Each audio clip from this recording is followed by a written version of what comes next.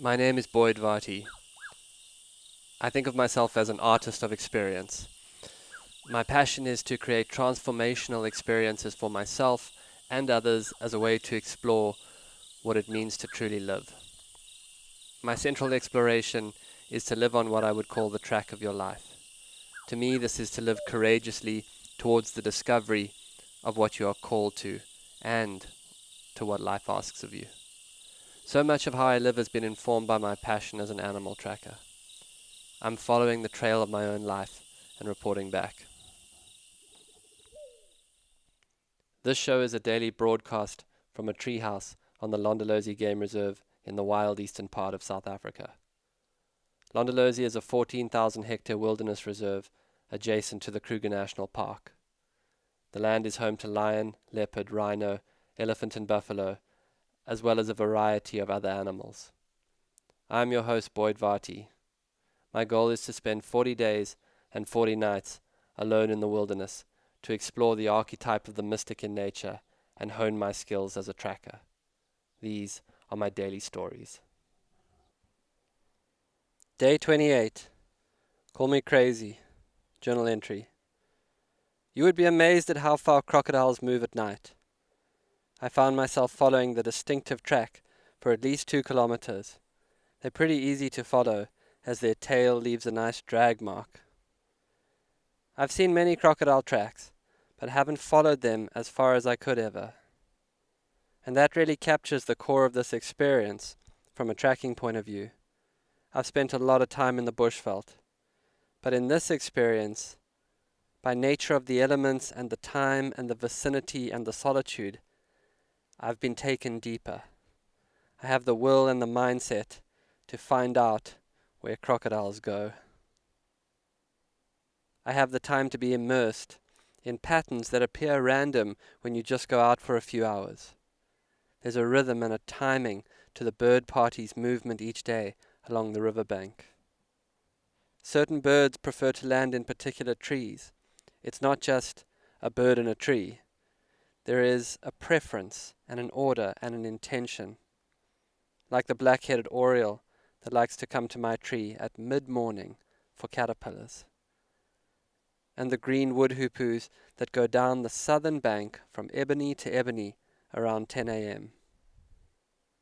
To become attuned to this makes one infinitely more aware as a tracker.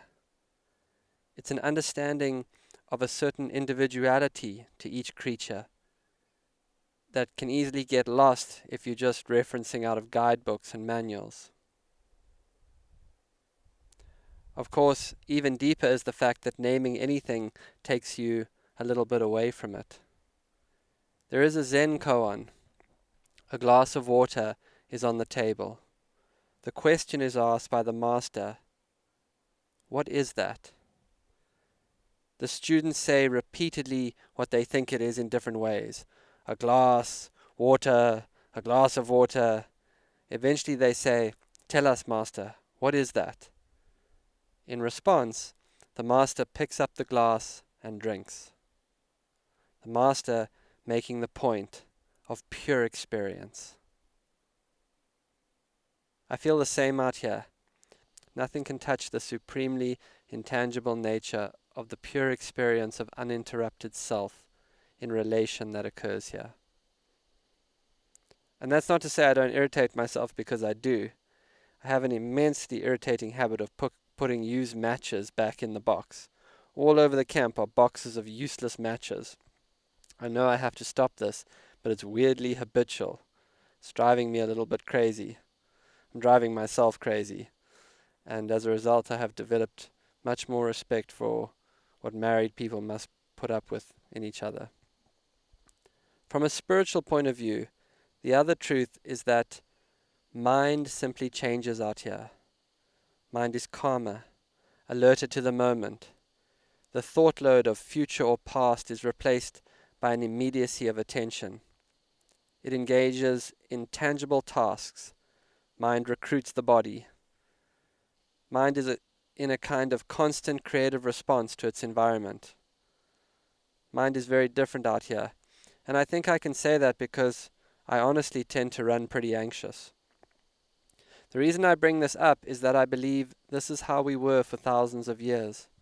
All the yoga, meditation apps, breath work, all the practices we do now, all the seeking for happiness, optimization, high performance, whatever your brand is, it's to try and find this mind, clear and at peace, with right action arising, present, open.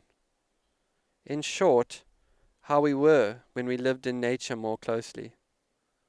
That seems outrageous to me. And well, obviously we can't all go live in trees in the wild, but it's worth noting that if we could, most of us would be closer to enlightenment by quite some margin, and much happier and at peace. And I know one loses people here when you talk like this. You lose the skeptics and the realists and the hard-nosed. But you shouldn't, because there are real opportunities to questioning how we get off the progress train with nuance. How do we take some incredible advancements with us and also face the truth that not all progress is progress? We have to face the fact that working out how to make a more sustainable way of living for everyone means we have to accept that the emperor has no clothes. Modern life ain't it all it's cracked up to be. And it's certainly worth some of your capacity to innovate if you have kids, before they're teenagers and looking at you like you're a relic. I personally think life architecture as an activism is a very engaging way to spend the blink of an eye we all get. It's worth noting too that for hundreds of years we lived doing the things we now do to recreate and feel good. Hunting, fishing, weaving, crafting, smoking, ceremony, dance, gratitude, communion. This way was the way of the native people. It's the way people lived for hundreds of years before the vision to manifest destiny. And I know, it's easy for me to become the ramblings of a mad tree man. But it's just so hard to miss the real madness once you're out here. We would cut down a 300-year-old tree in the Russian taiga to make chopsticks for expatriates to eat sushi in a new mall in Shanghai. We would spend $25 for a bottle of water from Fiji, bottled at the source in plastic, and flown thousands of miles to a $600 broom closet hotel room in New York, where it's a scorching summer's day in midwinter, and CNN is running a countdown to the next debate, where two white dinosaurs will duke it out to write the policy for a world they won't live to see and can't begin to imagine, and who will frankly win or lose depending on the scope of the finance they receive from the corporate-backed super PACs who fund them and actually own the government. Meantime, your plastic bottle of water made it to the ocean where it killed a dolphin. I'm sorry if I sound mad, but this shit ain't working anymore. Here's a few common sense things the president should actually do. Ban all plastic packaging. Invest billions in large-scale permaculture. Radically shift to alternative energy. Replicate South Korea's waste management system nationally. It's amazing. Mandate mayors to radically transform cities to green models. So what should we do if we can? Well, I reckon if you can land 3 from the list below, you become the movement. Go to places that have low densities of people. Be close to your water source. Create a small community that is independent but interdependent. I'm not talking commune. I'm talking about affiliations of alternate skills, diversity. Grow stuff, especially food.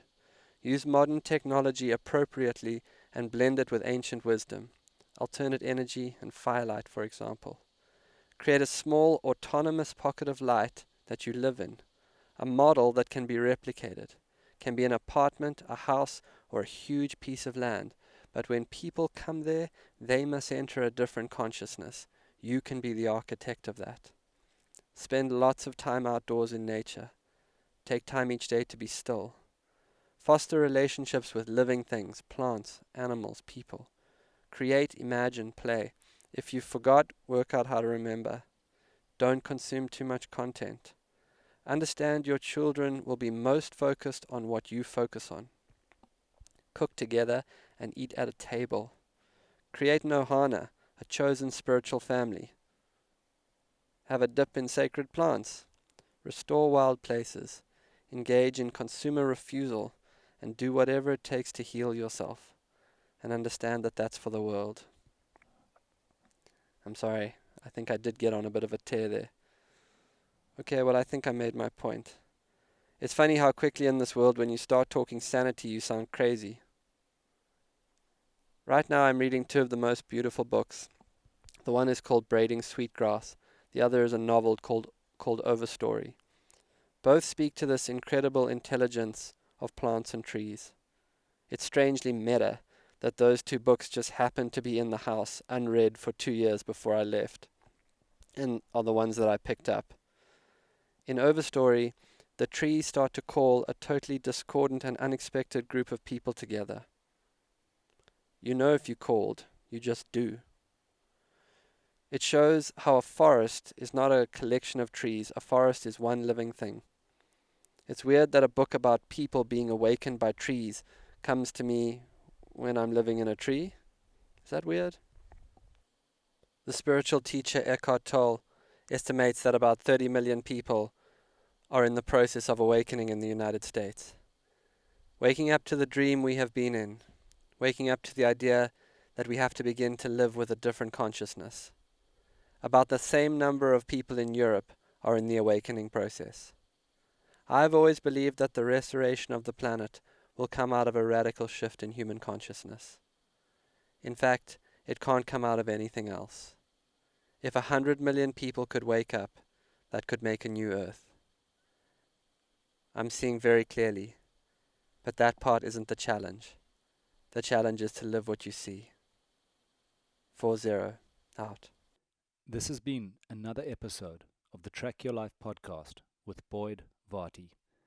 Follow us on Instagram at Boyd_Varty, Twitter at Boyd Varty. Visit Boyd's website at boydvarty.com or subscribe to this podcast in your favorite podcast player. Please rate and review this podcast so that more people can find and enjoy it.